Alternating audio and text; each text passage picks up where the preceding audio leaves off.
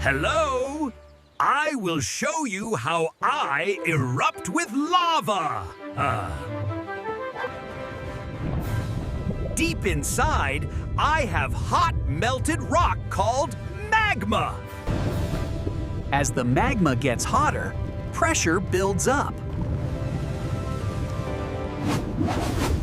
The pressure pushes the magma up toward the crater.